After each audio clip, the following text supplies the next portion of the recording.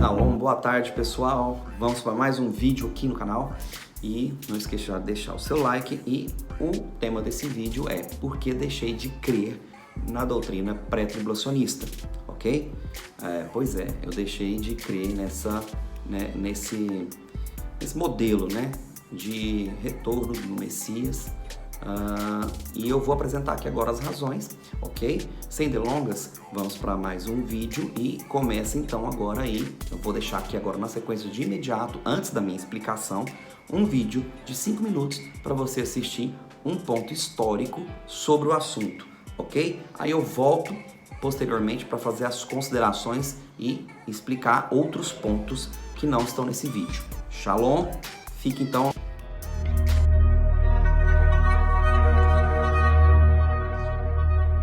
Em 1767, o rei Carlos III da Espanha expulsou os jesuítas do Chile, temendo que os jesuítas lhe roubassem o reino. E dentre os jesuítas expulsos estava um padre de origem judaica, o padre Manuel Lacunza, o qual foi para a Itália em 1768 e publicou na Espanha, em 1811, o livro A Vinda do Messias em Glória e Majestade.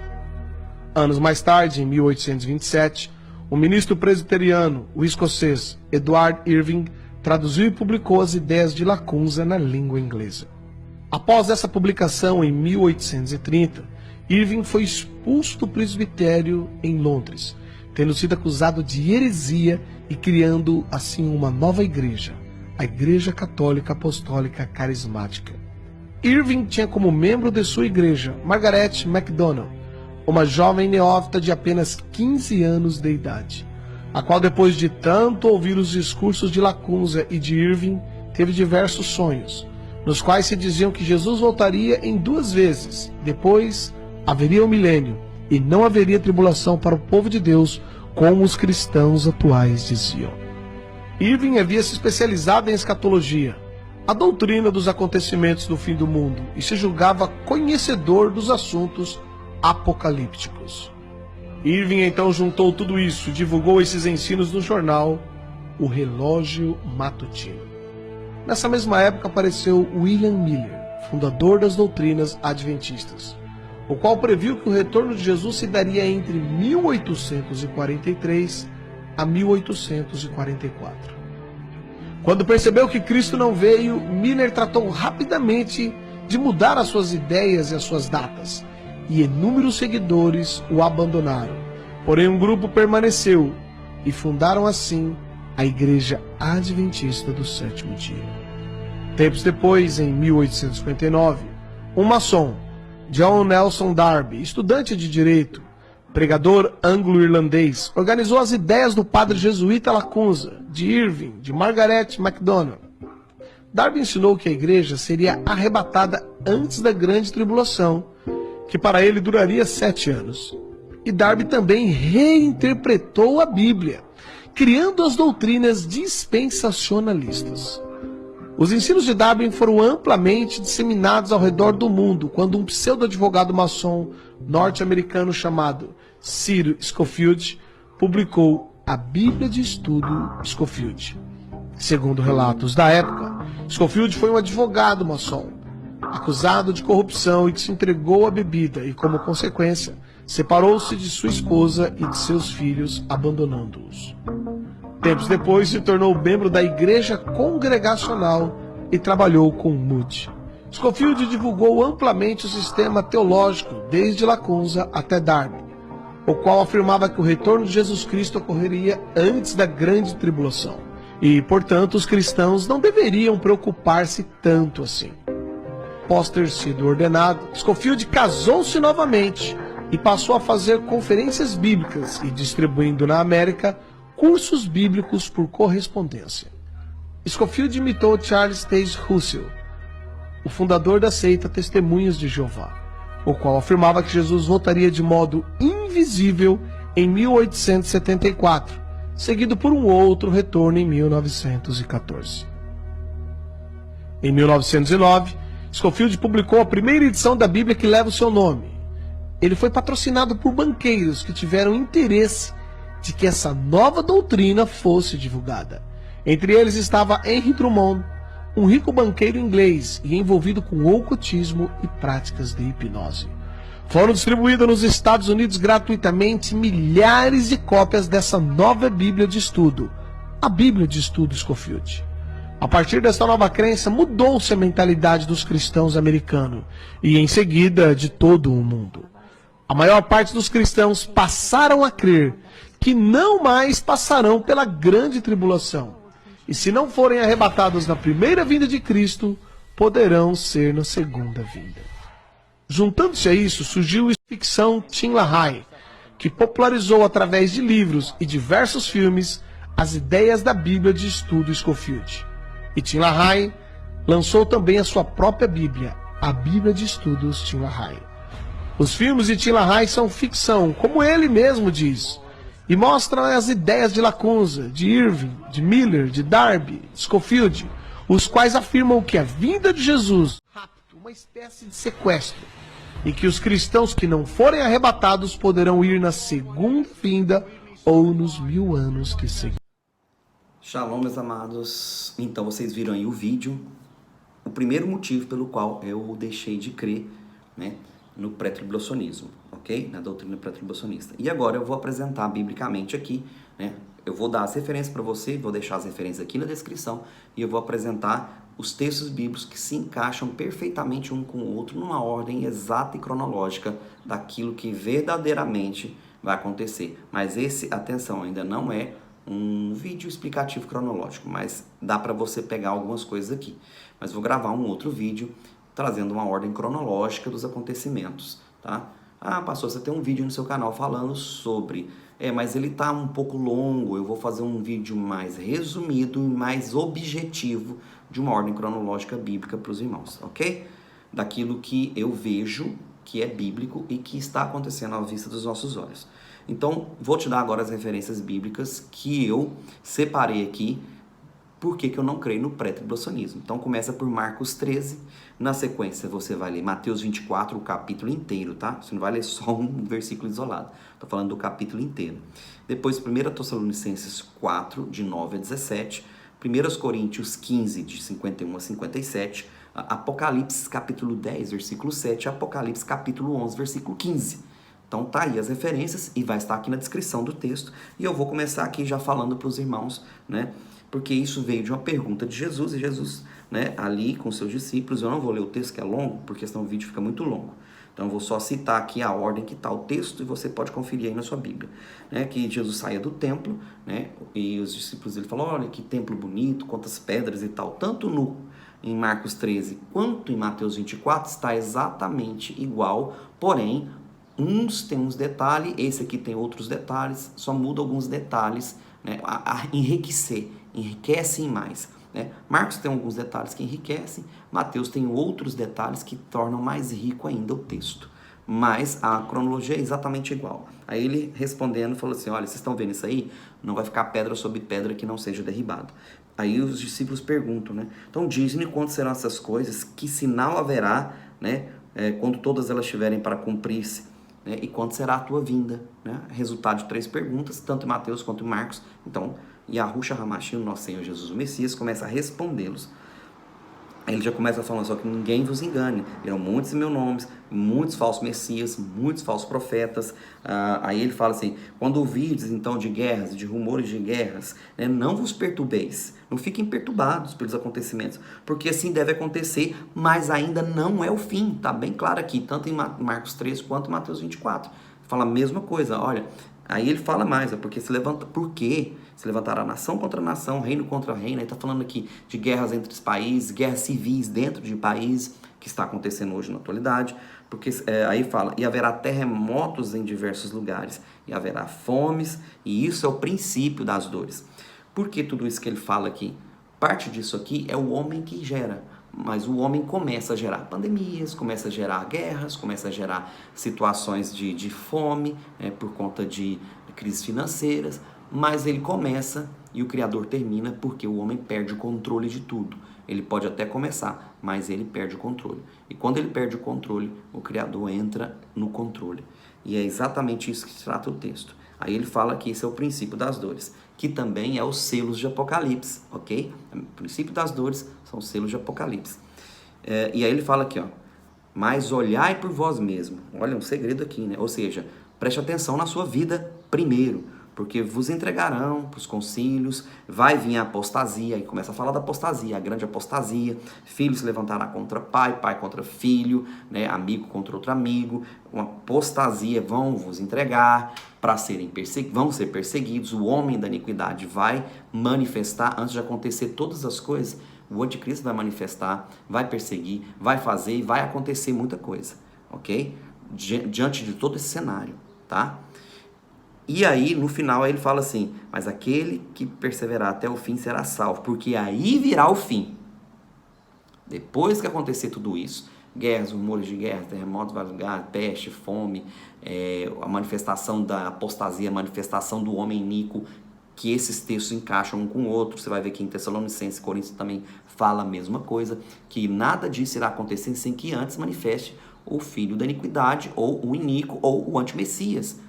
Queira chamar ele do nome que você quiser, mas esse é a cronologia aqui, básica. E aí no versículo 14 diz, aí ele fala, olha, o versículo 14 ele é divisor de águas aqui, né? O texto de cima e o texto de baixo. Então depois de tudo isso, aí vem o fim. Como vai ser o fim? Ora, quando pois viste a abominação da desolação de qual falou o profeta Daniel, tanto em Mateus quanto aqui, a mesma ordem. Jesus está seguindo uma ordem. Ele não está gerando bagunça na cabeça dos discípulos, não, isso aqui tem uma ordem. Aí falou assim, que foi predito, né, pelo profeta, quem lhe entenda, então os que estiverem na Judéia, fuja para os montes. Ó, eles atribuem esse texto que o anticristo vai se assentar num templo e vai exigir adoração. Pergunta, o que isso tem a ver em fugir para os montes? Já parou para pensar? O que tem a ver o anticristo sentar ali? Não, vou fugir para o monte. Vai, com toda essa tecnologia, o anticristo não pode correr atrás de você e te matar lá no monte? Uma pergunta para você pensar. Porque não faz sentido você chamar isso de abominação da desolação. Esperar construir um templo, né? Para pôr uma estátua lá, a estátua da besta vai falar e não sei o quê. Isso vai acontecer porque está em Apocalipse, mas o contexto é que está fora do contexto, né? O que não é o que vai acontecer, é o quando vai acontecer. E é exatamente isso que se trata o vídeo. Eu acredito no arrebatamento. Eu só não acredito no tempo que ele vai acontecer, que eles falam que vai ser antes da tribulação, da grande tribulação. Não vai. Não é isso que a Bíblia nos diz. Nós vamos passar por tudo isso. E aí ele fala aqui, ó, quando você vê a abominação da desolação, que eu creio ser um nome bíblico, né, que o Senhor Jesus chama a inversão do campo magnético da Terra. Esse é o nome bíblico da inversão do campo magnético da Terra. Simples assim. Aí ele fala aqui, então fuja para os montes. Aqui você vê vamos dizer assim, ele gera urgência. Não é algo para você fazer daqui 30, 40, 50 minutos. É algo urgente. Ele fala assim, quando você vir isso, então fuja para os montes. Aí ele fala assim, quem estiver no telhado, não desça para pegar nada. Olha o tempo de urgência aqui. Você está no telhado da sua casa, nem desce a escada para pegar roupa. Fuja de onde você estiver. Aí ele fala aqui, ó, e quem estiver no campo, não volte na sua casa para pegar roupa. Então, fuja de onde você está. Você está no campo, foge do campo. Você entendeu o termo de urgência? Isso não teria uma lógica se fosse só a estátua do anticristo lá em Jerusalém. Porque aqui está falando a nível mundial. O mundo inteiro. O mundo inteiro. Ele não está falando só em questão de Jerusalém. Porque ele aqui no começo, ele fala, antes dos princípios da dor, a terra toda vai ser abalada, o terremoto vai ser mundial, a peste vai ser mundial, todas as coisas que os princípios da dor vai ser a nível mundial. E aqui também não seria diferente. E aí ele fala que interessante, aí ele fala, ai das grávidas que criaram naqueles dias, né? E orai para que a vossa fuga não aconteça no inverno, né? E nem no sabá. Isso aí é um segredo que eu já contei nos vídeos anteriores, mas quando eu for gravar o vídeo cronológico, eu vou contar, né, esse mistério aqui, que não é tão mistério assim. Eles sabiam o que Jesus estava falando, eles sabiam exatamente o que Jesus estava falando. É nós que, na nossa atualidade, a gente fica meio perdido aqui, mas a gente, né, se você fizer uma exegese e entender aquela época, você vai entender porque que ele falou isso. Agora, olha só. Aí ele diz aqui, porque naqueles dias haverá uma aflição tal que nunca houve desde o princípio. A aflição não vai ser gerada pelo homem. Acorda aí, não é guerra, não é os terremotos, não é... Isso é só princípio de dores, não é pandemia, não é, vamos dizer assim, não é fome, não é as crises financeiras, não é. Isso aqui que vai ser.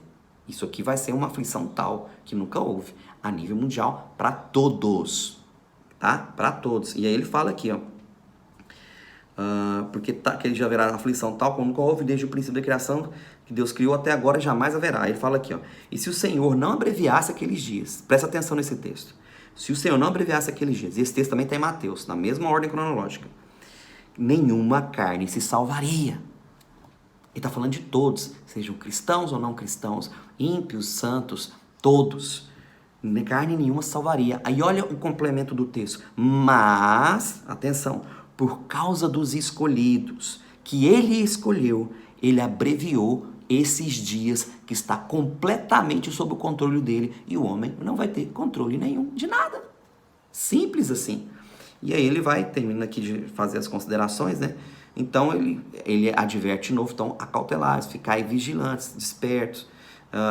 Aí depois ele fala que é a sequência dos eventos que virão, né, que eu vou contar em outro vídeo, não nesse. Eu vou fazer uma ordem cronológica resumida ou tentar fazer. Se eu não conseguir fazer um vídeo resumido, eu divido em 2, tá? Porque esse aqui já tá ficando longo. Então vamos para os próximos textos aqui. Mateus 24 fala isso. Então olha outro motivo que eu não creio. Porque o único texto que fala sobre arrebatamento na Bíblia, a palavra raptus do grego aparece, é em 1 Tessalonicenses 4, 9 e 17, que diz aqui, ó.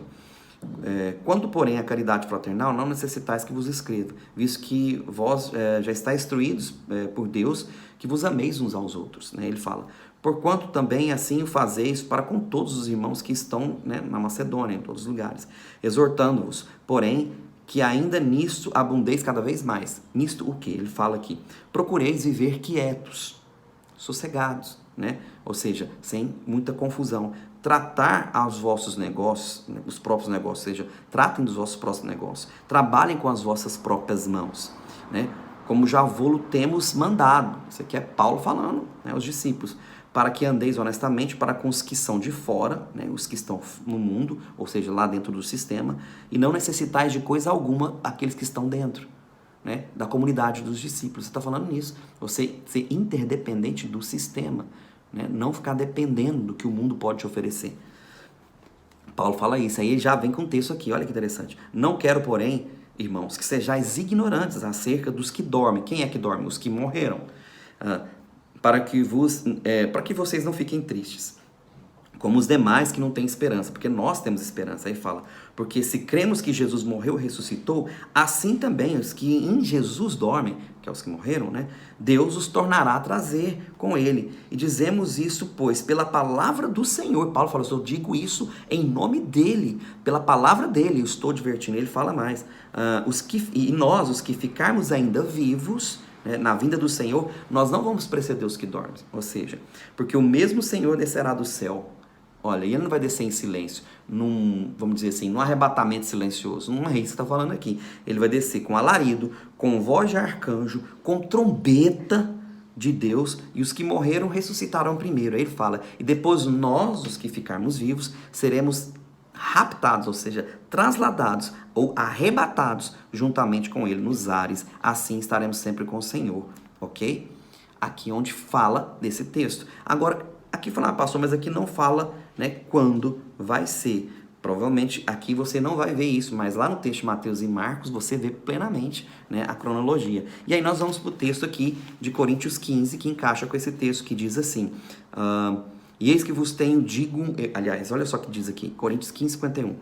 E eis que vos digo um mistério, na verdade, nem todos dormiremos. Aqui está falando quem morre, né? Nem todos nós iremos morrer, mas todos seremos transformados. Olha o mistério.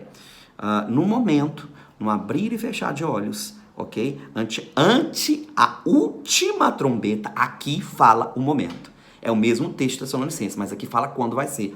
Na última trombeta, porque a trombeta soará, a última trombeta. Os mortos ressuscitarão incorruptíveis e nós seremos transformados, ou transladados, ou arrebatados.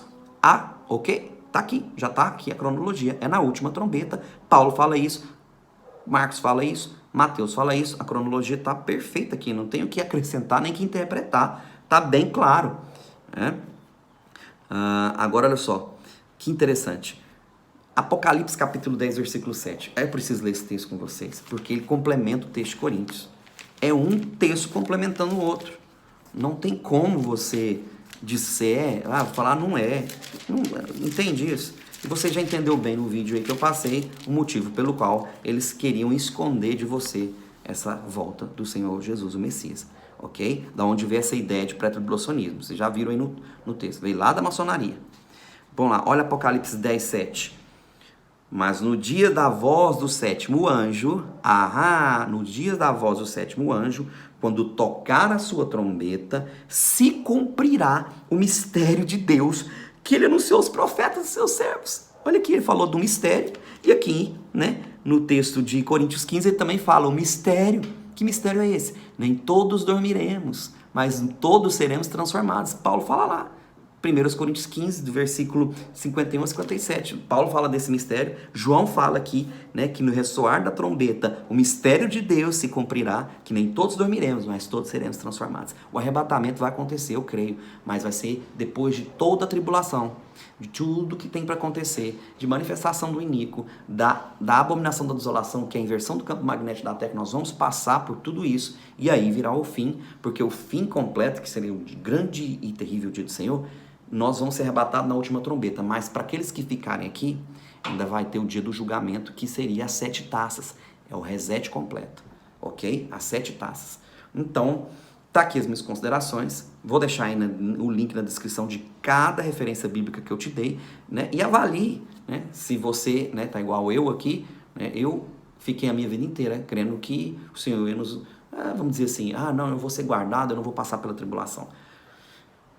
Mas eu mudei de ideia em vista de tudo isso, né? Te apresentei as minhas razões, te apresentei o vídeo. Se você quiser crer continuar sendo pré-tribulacionista, é uma opção sua, mas eu quero ser sábio, palavra de Deus. Eu quero crer no melhor, mas eu me preparo para o pior.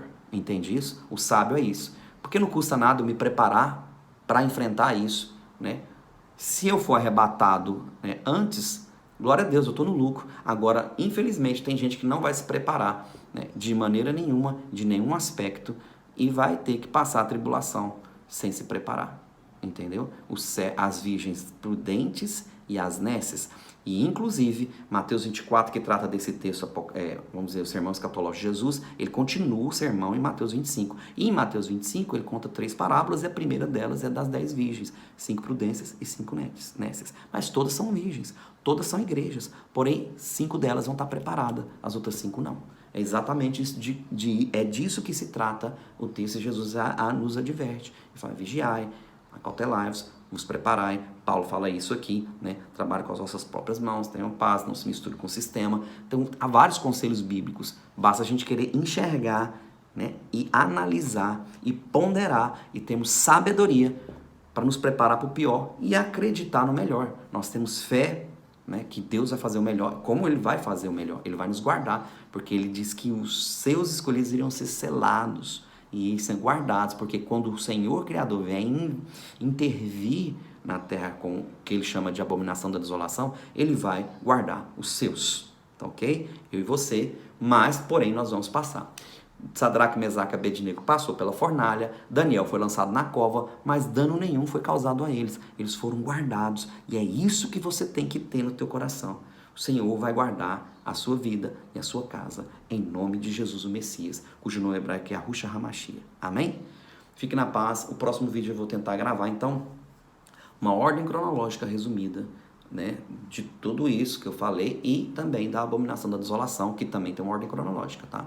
Quando a abominação da desolação começar, ela vai ter que ter um fim, e a Bíblia nos diz que é 3 anos e meio.